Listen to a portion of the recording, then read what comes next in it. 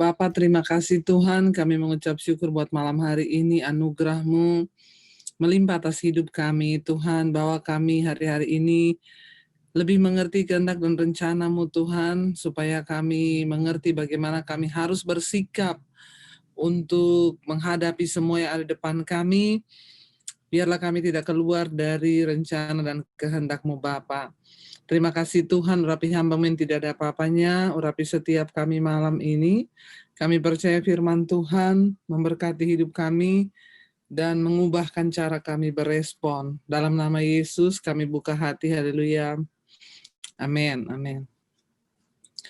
Iya, shalom Bapak Ibu yang terkasih. Iya, bagaimana kabarnya? Ya, saya percaya kita semua baik dalam perlindungan Tuhan sekalipun.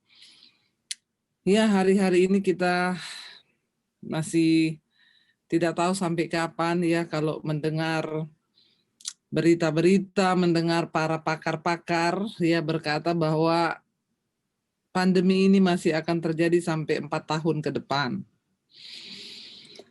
Ya, dan 4 tahun ke depan kita nggak tahu apa yang bahkan akan terjadi ya, kita tapi terus berdoa.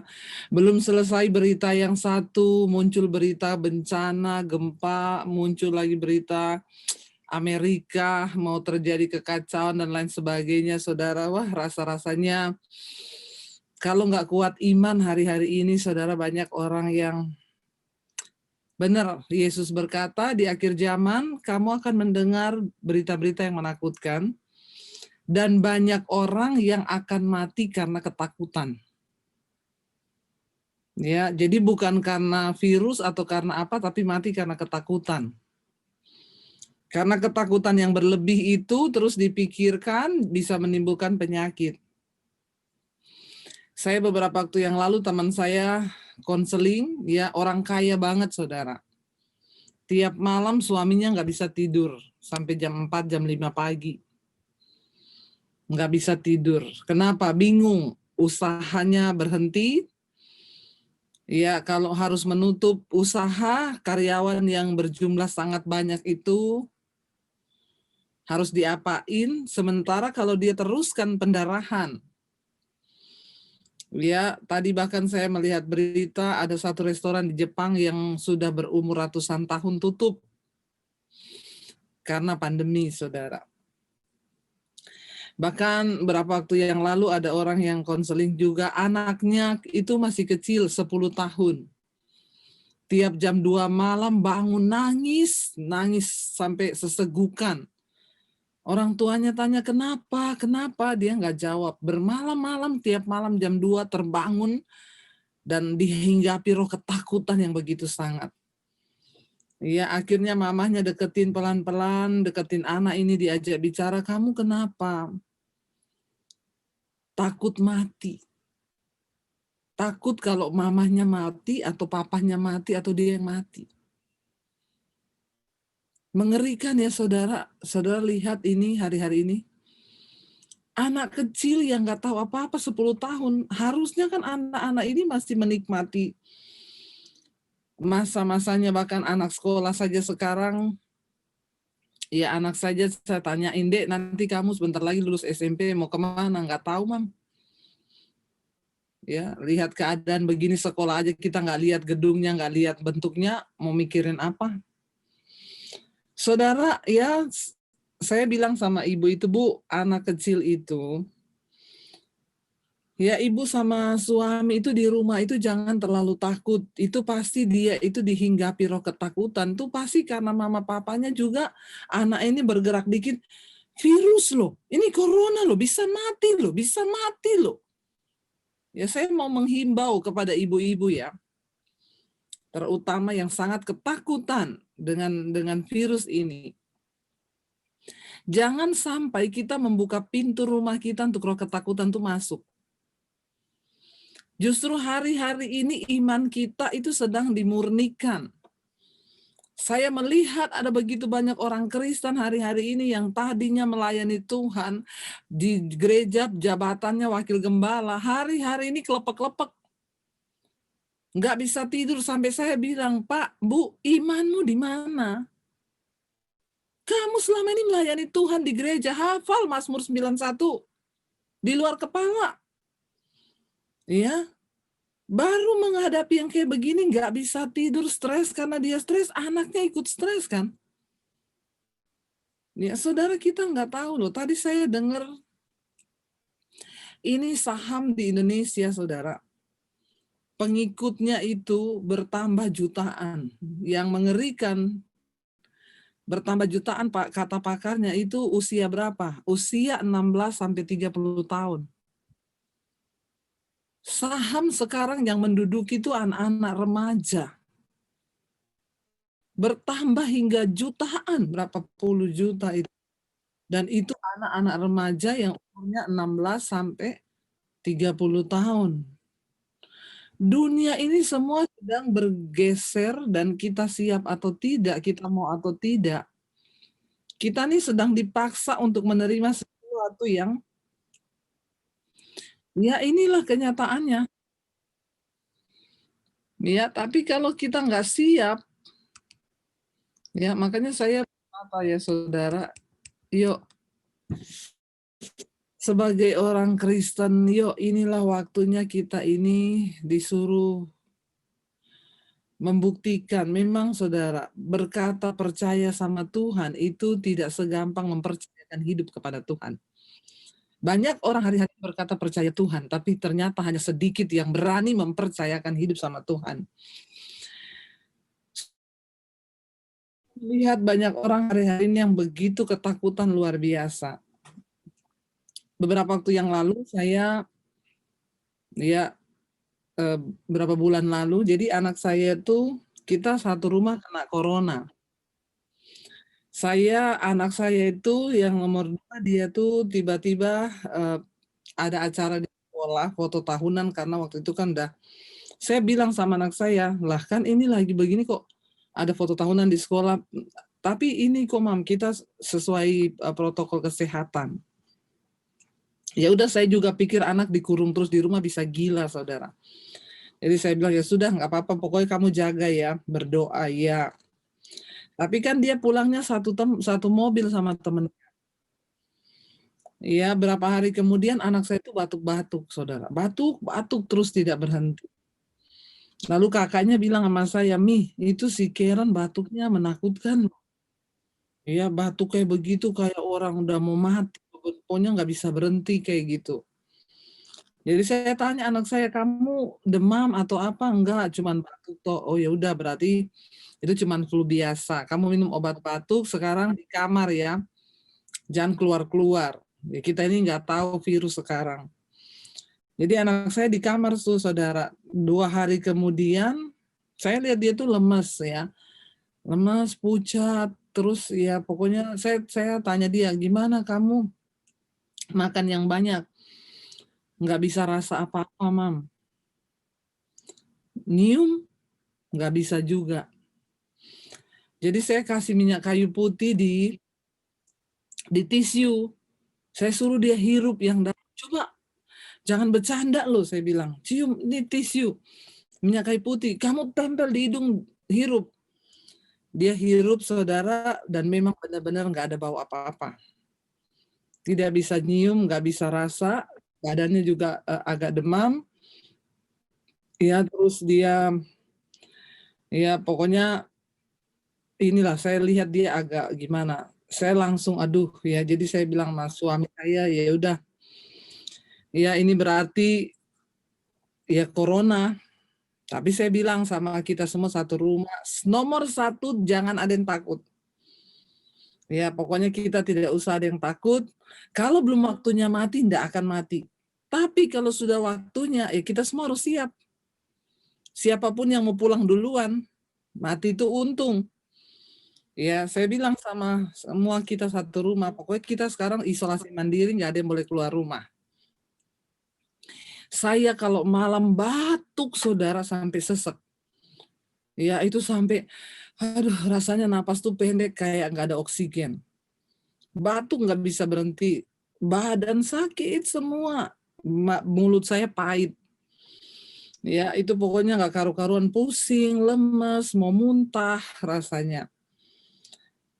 Tiap malam kalau lagi batuk gitu, saya susah bernapas tuh iblis datang. Yang mati corona pendeta banyak loh. Ya, banyak loh. Saya cuma bilang iblis, kalau sudah waktunya saya mati, mati itu untung. Berarti tugas saya sudah selesai. Saya pun siap kapan Tuhan mau ambil, tapi kalau belum waktunya, dengar ya, corona pun itu tidak akan bisa mengambil nyawa saya. Kita nggak minum obat apa-apa, saudara. Saya cuma bilang sama anak-anak saya, di tubuh kita Tuhan udah kasih antibody. Pokoknya jangan stres, banyak nyanyi, percaya, makan yang banyak, ya, minum vitamin C, vitamin D, berjemur-jemur kalau pagi di atas. Udah itu aja. Ya akhirnya kita, ya anak saya yang kecil juga sempat demam, suami saya badannya sakit semua. Ya tapi kita bisa melewati. Setelah itu anak saya beberapa waktu, dia bilang, "Mam, udah bisa cium, udah bisa rasa."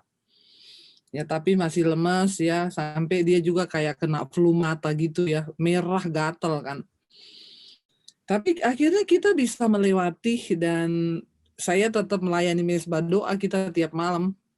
Sampai pernah waktu itu suara saya hilang, semua nanya, "Bu, Ibu sakit ya?" Saya sempat batuk-batuk, "Ibu sakit ya?" Saya bilang, "Iya, cuman kecapean." Ya, saudara, ketika semua terjadi, saya sampai tadi malam itu saya ngobrol-ngobrol dengan suami saya karena saya bilang, "Ya, aduh, benar-benar lihat orang-orang itu apalagi di Jakarta, orang kaya, saudara.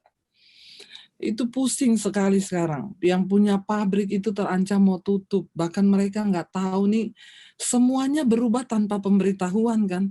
Semua nggak ada skoci. Ke depan ini mau bagaimana?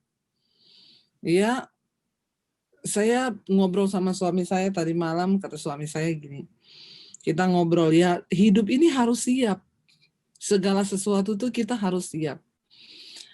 Ya siap mati, ya kata suami saya, satu kali kalau aku yang duluan dipanggil, ya kamu harus siap. Sebaliknya kamu yang duluan dipanggil atau ada salah satu dari anak kita yang duluan Tuhan panggil, yaitu kenyataan yang harus kita terima.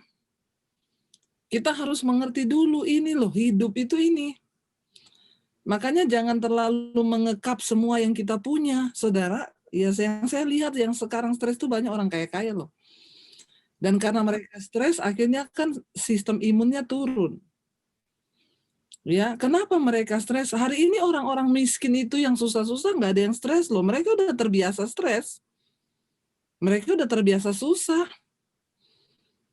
Tapi yang banyak stres dan kenapa yang banyak meninggal justru kena COVID ini orang kaya-kaya loh. Orang-orang di pinggir jalan itu coba kita lihat ya. Karena mereka sudah terbiasa susah. Ya, kenapa orang menderita? Kenapa stres? Karena kita berada di satu keadaan yang tidak seperti biasanya. Makanya sebenarnya terlalu kaya itu ya nggak boleh. Terlalu bahagia juga nggak boleh. Ya. Terlalu sedih ya nggak boleh. Segala sesuatu yang terlalu itu jangan. Terlalu mencintai suami ya jangan. Kita harus lebih mencintai Tuhan daripada suami. Amin, ibu-ibu. Supaya satu kali suami kalau misalnya ada apa-apa kita nggak bunuh diri. Ya, jangan sampai ada kayak ibu-ibu stres, "Bu, saya mau bunuh diri." Kenapa? Suami saya selingkuh. Bodoh. Ya, suami selingkuh, ibu bunuh diri ngapain? Dia yang berdosa, ibu yang mati. Binasa masuk neraka lagi. Nggak adil. Ya, saya bilang jangan terlalu mencintai suami lebih dari engkau mencintai Tuhan. Jangan terlalu mencintai hartamu lebih daripada engkau mencintai Tuhan.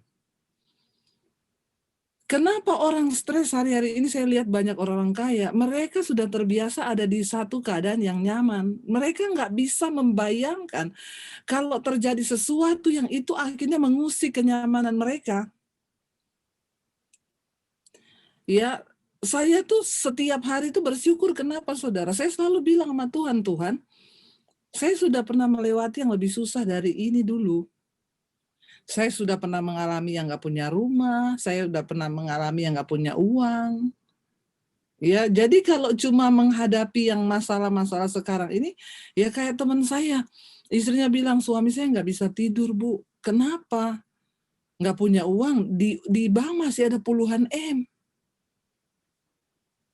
Masih ada puluhan M. Iya Pak Frans, bersyukur kita nggak punya MM-an ya. Ternyata punya MM-an tuh stres loh. Masih ada puluhan M di rekening, nggak bisa tidur. Saya tanya kenapa? Biasanya 20 M nih ya. Biasanya tiap bulan bertambah. Jadi 20,5, ya nanti bulan depan jadi 21 M. Kali ini yang 20 M stuck, bahkan mulai kepake nih. Itu sudah membuat dia khawatir dan nggak bisa tidur loh. Astagfirullah subhanallah. Makanya benar Alkitab bilang, jangan beri aku kekayaan Tuhan kalau aku nggak siap hatiku. Jangan kau beri aku kemiskinan supaya aku tidak menghujat namamu. Berikanlah padaku apa yang pantas dan patut untuk aku nikmati di hidup ini. Saya sampai bilang, Bu, masih ada puluhan M udah nggak bisa tidur. Ini kan orang paling menderita di dunia kan. Dan belum tentu apa yang ditakutkan itu kan terjadi. Kita masih bisa makan hari ini 3 kali, kita udah harus bersyukur. Toh juga uang puluhan M itu di mana? Di bank kan, nggak dipegang kan? Berarti kan bukan milikmu kan, itu miliknya bank. Tadi saya nonton tayangannya Deddy Corbuzier sama satu pengamat politik ya, siapa namanya? Dia bilang gini, ya. Jadi Deddy tanya, apakah virus ini adalah termasuk sebuah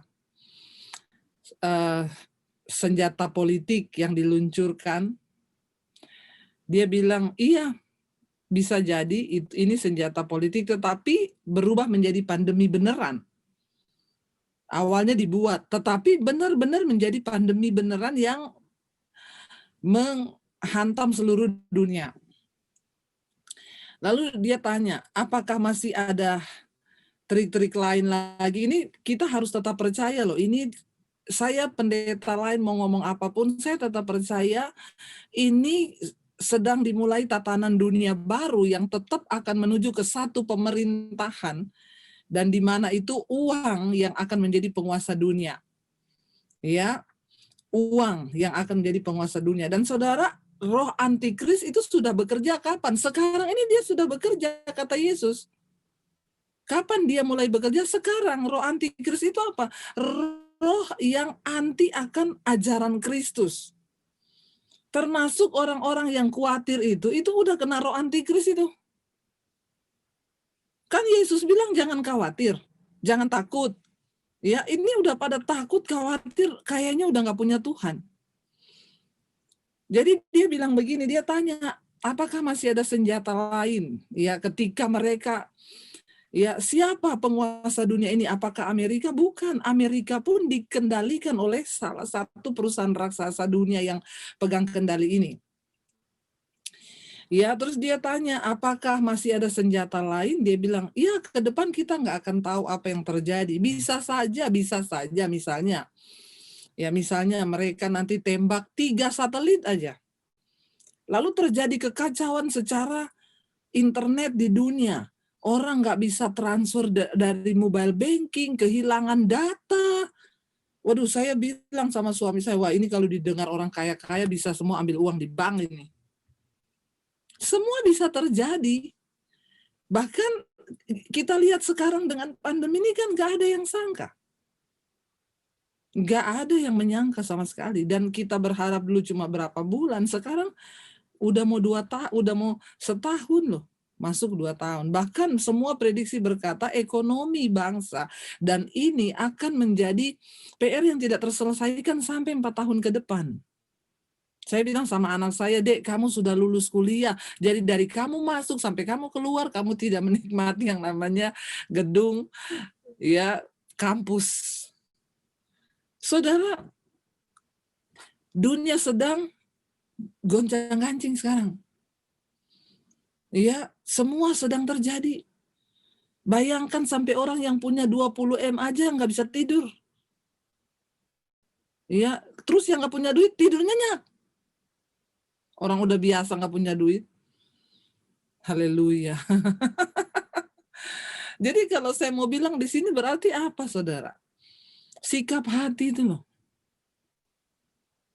Sikap hati ini loh. Selama ini kita pintar ngomong firman.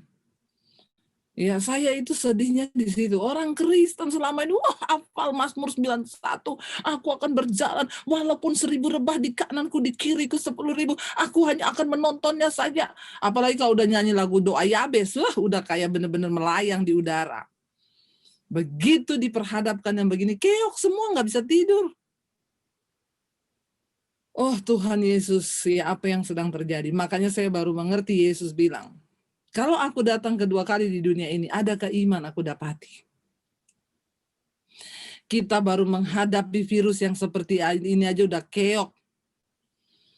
Ya, semua pada nanya, "Bu, kalau soal vaksin gimana, Bu?" Saya bilang, nanti nonton ibadah online saya besok Minggu, judulnya Vaksin dan Antikris. Ya, karena sekarang lagi heboh-heboh. Lumayan kan bisa naik itu tayangannya. Semua sekarang orang juga bikin demi konten. Kalau saya ngomong enggak, kita harus ngomong kebenaran. Saudara, saat ini kita dituntut buka mata rohani kita. Ya, kenapa? Tuhan bilang, Alkitab bilang, ya bumi ini akan digoncang, bukan bumi, tapi langit juga, supaya tertinggal satu umat yang tidak tergoncang. Kalau hari-hari ini kita masih tergoncang, ya akan datang goncangan yang lebih kencang lagi, sampai kita nggak tergoncang. Makanya benar-benar harus siap kehilangan segala sesuatu untuk mengikut Tuhan.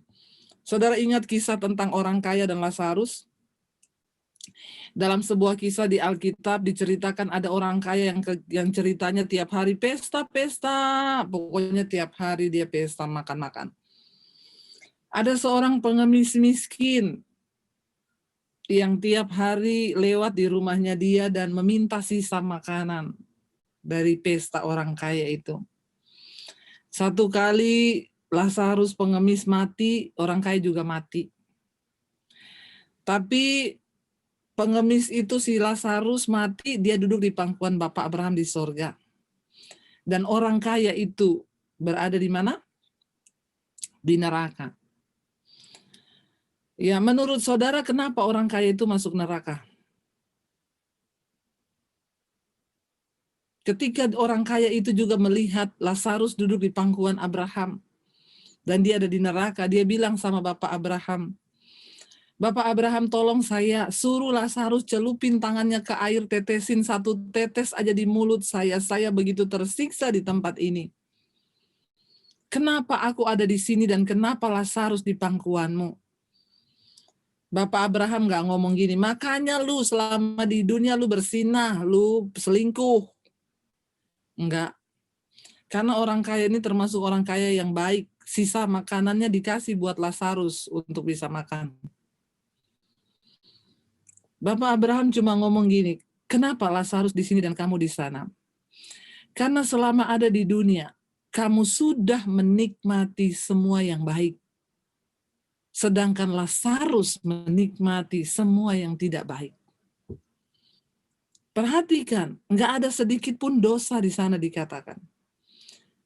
Di sana Bapak Abraham cuma bilang, karena selama di dunia kamu sudah menikmati semua yang baik. Dan Lazarus menikmati semua yang tidak baik. Saudara, ternyata terlalu menikmati yang baik itu bisa merubah konotasi menjadi dosa. Kenapa? Karena kalau orang sudah terbiasa menikmati semua yang baik, dia nggak baik sedikit aja udah stres. Sebaliknya, orang kalau sudah terbiasa menikmati yang tidak baik, Menikmati sedikit yang baik aja udah puja Tuhan, alhamdulillah 12 kali. Bener nggak Pak Frans ya? Ya, kita kalau sudah terbiasa menikmati yang tidak enak, saudara. Menikmati yang enak sedikit udah puji Tuhan, haleluya. Iya, saya dikasih berkat 10 juta udah puji Tuhan, haleluya. Bagi saudara 10 juta itu udah nggak ada artinya. Mungkin loh, mungkin. Ya, kalau terlalu menikmati yang baik itu bahaya. Apalagi kita udah nggak bisa menurunkan standar kita. Kalau kita sudah ada di level sini yang baik terus, suruh turun. Kenapa hari-hari ini di Jakarta banyak orang kaya stres? Karena mereka ini sudah ketakutan nih kalau satu saat mereka tidak lagi bisa menikmati seperti yang selama ini mereka nikmati. Tadinya jalan-jalan ke luar negeri tiap tahun. Ya, tiap bulan, ya ada yang bulan ini di kutub utara, besok udah di kutub selatan. Di kutub-kutub mainnya, saudara. Dari kutub ke kutub, tiba-tiba pandemi. Ya, mau keluar pintu pagar aja takut. Gimana nggak stres itu? Ya, stres, saudara. Ya, yuk kita mulai berdoa yuk hari-hari ini, jaga hati yuk. Dan mulai belajar melepaskan hak. Tuhan, saya siap Tuhan, menghadapi yang terburuk apapun saya siap. Yang penting Tuhan masih menjadi milik saya. Saya bersyukur saudara, dulu Tuhan pernah mengizinkan saya melewati yang berat-berat.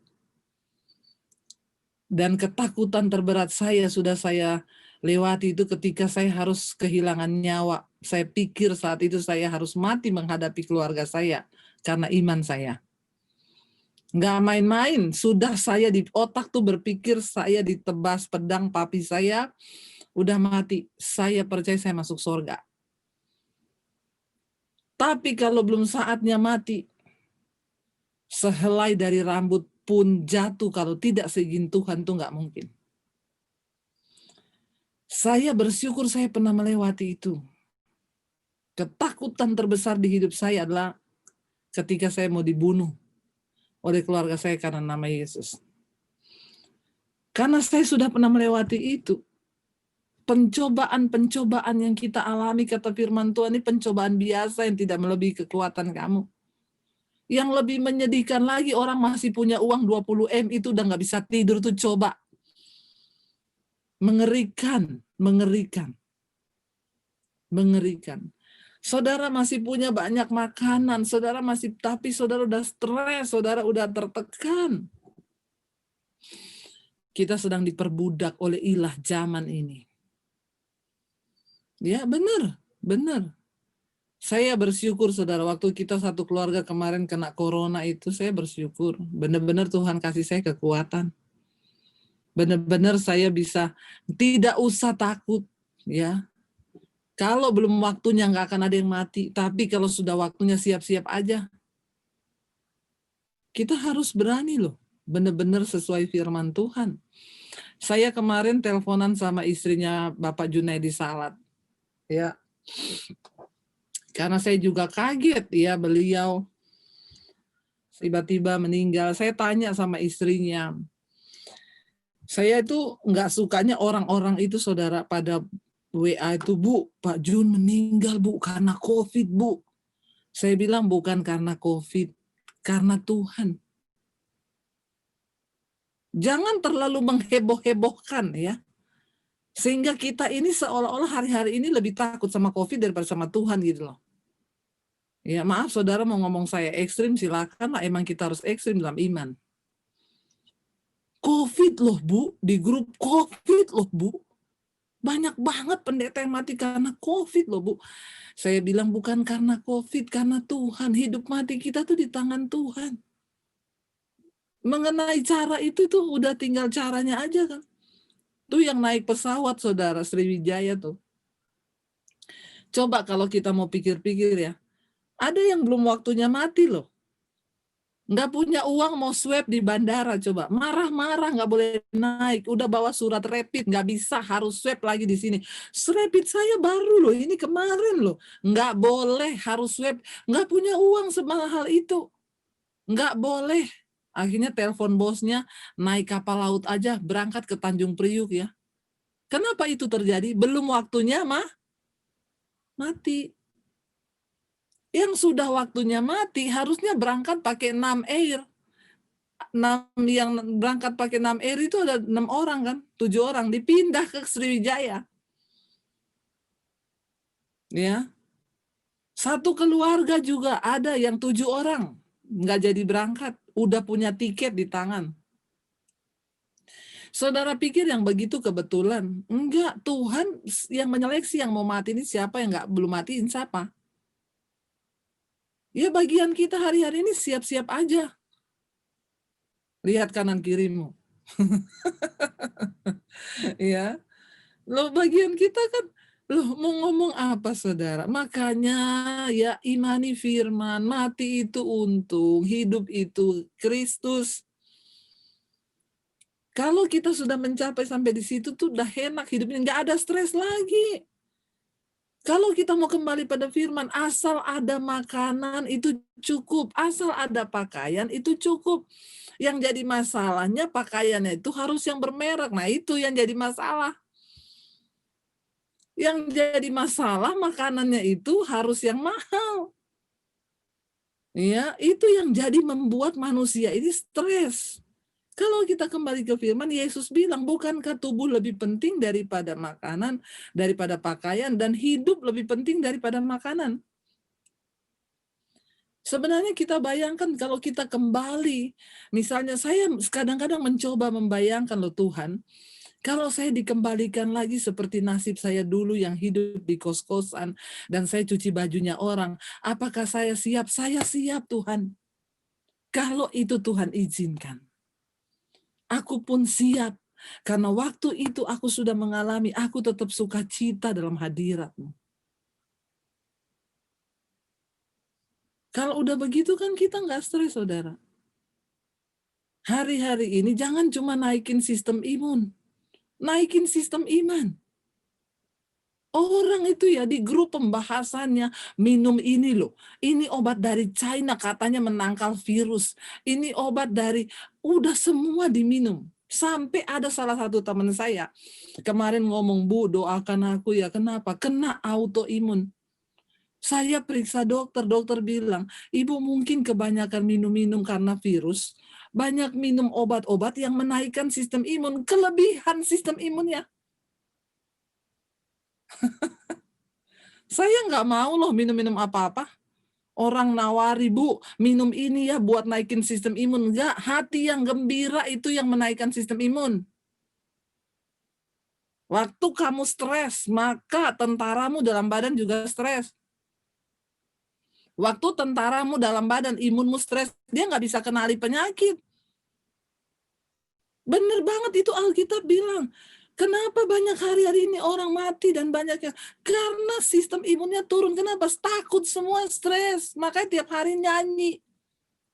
Ikut mesbah doa tiap jam 8 nyanyi-nyanyi, memuji Tuhan.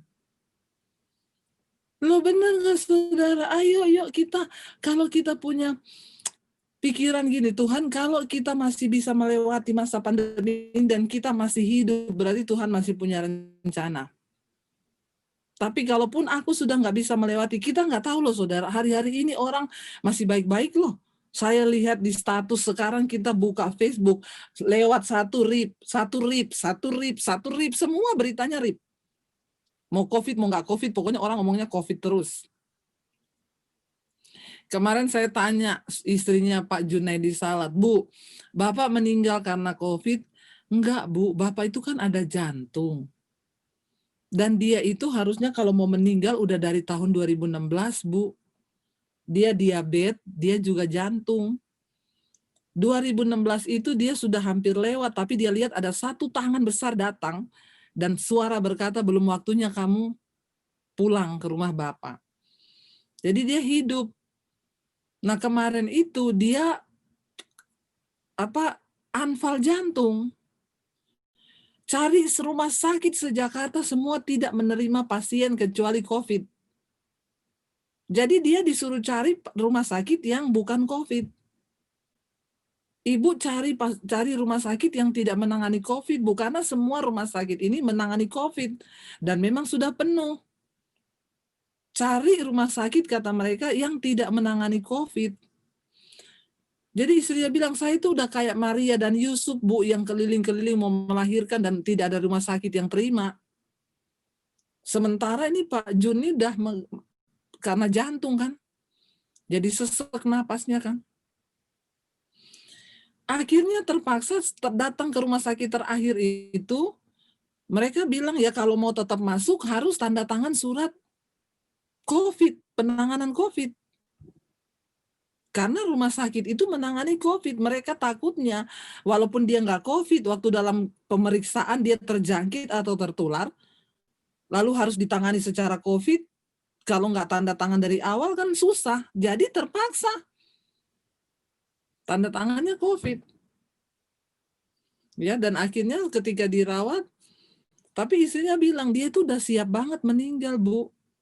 Udah siap banget. Dia udah ngomong ke saya udah mau pulang ke rumah Bapak. Saya udah siap. Istrinya bilang, lu siap? Saya enggak siap.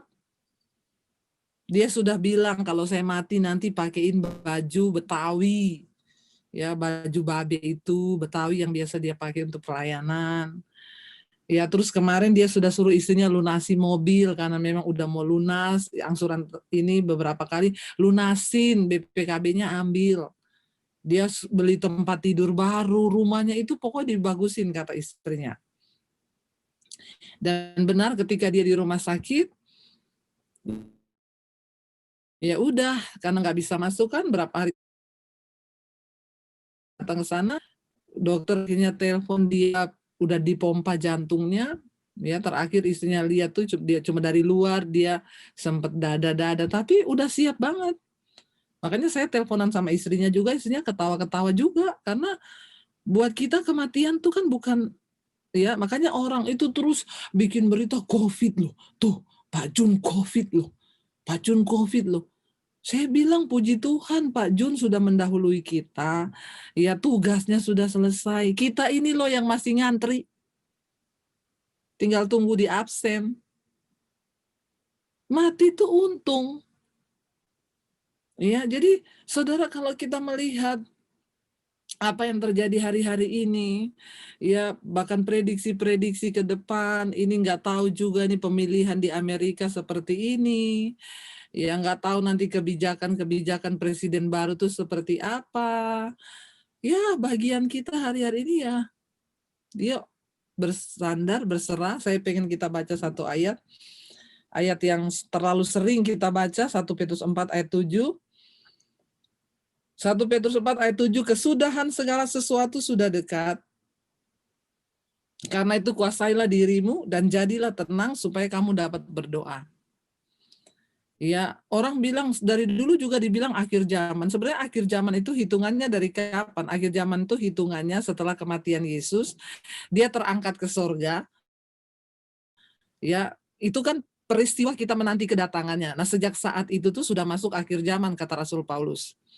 Makanya Rasul Paulus sudah menulis surat mengingat zaman akhir sekarang ini, sejak Yesus mati naik ke sorga, kita semua menanti kedatangannya kedua kali, itu sudah akhir zaman. Kesudahan segala sesuatu sudah dekat. Ya, kuasailah dirimu yang pertama. Mari kita menguasai diri. Jangan takut berlebihan, ya. Iman kita kuatkan, ya. Benar-benar percaya pada firman. Ayo hari-hari ini kita sedang diuji. Di mana firman yang selama ini kita baca? Apakah firman itu menjadi daging? Ya, atau cuma sekedar kita dengar sampai nggak bisa tidur sampai jam 4 pagi? Akhirnya kolesterol naik, darah naik, matinya bukan karena COVID, karena serangan jantung. Hati-hati saudara ya. Kuasai dirimu, jadilah tenang. Kalau ayat ini berkata jadilah tenang, berarti siapa yang harus menenangkan siapa? Kita loh yang harus menenangkan diri. Jangan minta keadaan berubah supaya kita tenang. Ini loh yang dibilangkan iman. Keadaan mau seperti apapun, Yesus bilang badai gelora seperti apapun, jadilah tenang. Jadilah tenang supaya kamu bisa berdoa. Untuk berdoa kita pun perlu ketenangan. Karena kalau nggak tenang nggak ada iman. Orang yang tidak beriman berdoa nggak dapat apa-apa. Kalau berdoa mesti tenang. Jadi hari-hari ini saudara, ya aduh banyak sekali pasien yang ini pokoknya psikiater naik daun. Sampai nolak-nolak pasien. Kenapa? Orang nggak bisa tidur, semua cemas. Minum obat tidur, ya. Kemarin ada yang konseling sama saya, udah mau bunuh diri, Bu. Ya, terlilit hutang di bank. Suami di PHK. Mau melanjutkan hidup, mau seperti apa. Karena selama ini, Bu, saya terbiasa hidup dengan gaji suami yang besar. Sementara sekarang dia di PHK tanpa pemberitahuan dan tidak diberi pesangon. Dan kami tidak punya tabungan. Kenapa? Setiap ada uang buat beli aset. Aset saya banyak, Bu. Ruko di mana-mana. Semua ditulis dijual, nggak ada yang beli. Tragis ya saudara. Asetnya banyak, rumahnya mewah, mau beli beras nggak ada duit. Akhirnya udah jual motor, jual mobil. Telepon saya, Bu, saya kasihan lihat anak-anak saya biasanya pergi naik mobil, sekarang nggak punya mobil. Bu, semua orang harus diproses, Bu. Ajar anakmu tentang kebenaran firman. Ya. Tapi memang nggak gampang kalau sudah terbiasa levelnya di sini mau disuruh turun tuh susah. Ya, makanya Alkitab bilang, aku menderita itu baik bagiku. Ya, selama ini ya jangan cuma mau dengar yang enak terus firman-Nya. Tapi mari kita mulai mau mendengar tentang salib. Ya, ini sekarang kita semua lagi dimurnikan. Bagaimana istri harus kuat, memberikan kekuatan kepada suami yang lemah. Iya, dan sebaliknya jangan biarkan setan masuk ke dalam rumah tangga kita hari-hari ini. Kalau suamimu lemah, engkau nyanyi, memuji Tuhan, ya. Kalau ngajak berantem, nggak usah ditanggapi. Hari ini roh lagi berkeliaran, roh ketakutan, depresi, yes, itu sudah saudara kembar. Saudara kita harus meneguhkan iman percaya pada Tuhan sungguh-sungguh, supaya kita bisa berdoa. Ayat 8 dia berkata begini, tapi yang terutama ialah, yuk apa yang harus kita lakukan keadaan sudah begini. Tetapi yang terutama ialah kasihilah sungguh-sungguh seorang akan yang lain, sebab kasih menutupi banyak sekali dosa. Mari kita mulai melakukan hal-hal yang, jangan sibuk dengan ketakutan, tapi sibuk melakukan sesuatu yang melatih diri kita untuk menjadi pelaku firman. Belajar mengasihi orang di sekelilingmu hari-hari ini. Hari-hari ini sih kita harus lebih banyak sibuk diubahkan karakter sih. Hari-hari ini kita harus lebih banyak sibuk berubah karakter, berubah tabiat. Ya, daripada kita takut, mending tiap hari dengar firman, berubah kelakuan. Ya, lebih banyak mengasihi kata firman Tuhan. Kalau saudara punya kelebihan, menaburlah. Ya, jangan memperkaya diri sendiri, jangan ketakutan, nggak cukup. Saya sampai hari ini masih terus melakukan bagi-bagi sembako. Nggak usah terlalu rempong buat orang-orang yang jauh. Tetangga sekelilingmu yang mungkin kalau saudara di perumahan elit, ya lihatlah orang-orang yang membutuhkan. Teman saya melakukan, dia jalan di pinggir-pinggir jalan, lihat orang-orang yang berkekurangan, dia bagi. Ya, saya sampai hari ini melakukan bagi sama teman-teman pemusik gereja yang sudah tidak ada pelayanan, saya bagi ke mereka-mereka. Yuk kita lakukan apa yang bisa kita lakukan hari ini.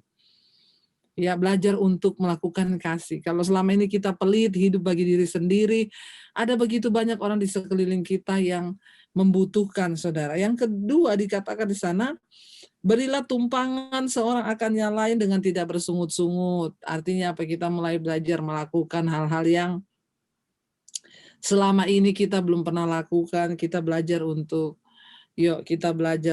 melakukan. Kalau ada keluarga yang numpang atau ada siapa atau saudara melakukan kebaikan apa, jangan bersungut-sungut. Ayat 10, layanilah seorang akan yang lain sesuai dengan karunia yang telah diperoleh tiap-tiap orang sebagai pengurus yang baik dari kasih karunia Allah. Yuk lebih banyak melayani yuk.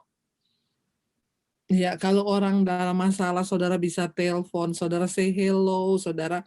Saya bersyukur hari-hari ini orang-orang pada bersaksi dengan mereka membagikan ya khotbah-khotbah yang ada di YouTube saya, membagikan mesbah doa, itu orang pada dimenangkan, yang tadinya ada yang marah-marah, sekarang bertobat ya saudara. Sekarang untuk menginjil udah nggak susah.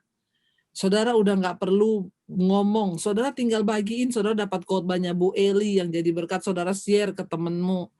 Saudara dapat khotbah saya yang memberkati, saudara share ke temenmu atau ke grupmu, atau sekarang itu untuk menginjil sangat-sangat ya, sudah kita udah nggak perlu lagi ngomong. Yuk kita melakukan sesuatu yang berdampak bagi kerajaan sorga aja hari-hari ini. Ya, lalu jika ada orang yang berbicara, ayat yang ke-11, jika ada orang yang berbicara, baiklah ia berbicara sebagai orang yang menyampaikan firman Allah. Nggak usah bahas virus terus. Saya tuh jengkel ya, isinya grup bahasnya corona terus, udah nggak ada yang lain yang mau dibahas. Sampai saya tuh masuk, iya Bu, tapi percaya Bu, hidup mati kita di tangan Tuhan. Masih lagi gini, iya Bu Debbie, tapi harus berhikmat. Sekarang orang memakai hikmat untuk bersembunyi karena udah nggak punya iman. Ya, hikmat itu apa? Hikmat itu takut Tuhan. Kok sekarang akhirnya sudah sampai ya manusia-manusia, maaf saudara ya, sampai di Jakarta aja saya pelayanan di kantor. Mereka bilang gini, Bu, yang berani datang pendeta khotbah di kantor baru ibu loh di Jakarta. Yang lain takut, Bu. Saya bilang takut mati, suruh berhenti aja jadi pendeta. Loh kita bukan mencobai loh. Saya waktu itu juga, saya nggak mau datang karena teman-teman pendeta banyak kayak saya, Bu jangan keluar-keluar loh Bu. Ini Jakarta hitam loh, nanti merah, nanti kuning, nanti jadi pelangi saudara. Loh kita kan harus belajar mempercayai firman kan. Firman yang selama ini kita dengar itu bukan kita mencobai, kita keluar tanpa masker kan, enggak. Tapi kalau sampai pelayanan ketakutan, itu kan kebangetan. Terus saya waktu itu juga sempat saya tidak mau datang. Tiba-tiba saya berdoa itu, Tuhan ngomong, kamu tuh nggak malu ya sama karyawan kantor? Mereka bukan pendeta loh. Demi sesuap nasi mereka masuk kerja dari jam 8 pagi sampai jam 5 sore loh. Kamu yang pendeta cuman mau ngisi khotbah 1 jam di kantor. Udah ketakutan mau mati kena virus. Kok imanmu kalah sama karyawan? Saya bertobat di situ, ampuni saya Tuhan, ampuni. Saya datang saudara. Ya, sekarang semua bersembunyi. Ya, mau pelayanan aja semua sembunyi, takut sama virus. Kenapa? Yang dibahas virus. Di TV lihatnya virus. Saya nggak pernah nonton TV hari-hari ini. Nggak pernah. Memang dari dulu nggak suka nonton TV. Ya, kalau TV itu hanya mengurangi imanmu, ngapain kau tonton? Akhirnya satu rumah ketakutan. Sampai itu anak kecil 10 tahun tengah malam bangun nangis. Kenapa? Karena tiap hari dia dengar tentang virus corona, corona, corona. Kenapa kita nggak memberitakan firman Tuhan? Kalau ada orang yang berbicara, baiklah ia menjadi orang yang memberitakan kabar baik kesukaan firman Tuhan. Ya, tapi itu mati Bu karena corona. Dia mati karena sudah waktunya. Bukan karena corona, karena sudah waktunya mati. Bukankah Tuhan yang menguasai hidup mati manusia? Mati itu untung loh saudara ya. Jadi saudara, saya mau sampaikan hari ini bagi setiap kita. Mari ya, kita tidak tahu bahkan ke depan ini apa yang akan terjadi, tapi bagian kita yuk. Kita siap-siap, yuk kita lakukan bagian kita dan Tuhan melakukan bagiannya. Saya percaya semua kita mau menjadi bukan hanya orang percaya, tapi orang yang mempercayakan hidup kepada Tuhan. Amin. Iya, silakan.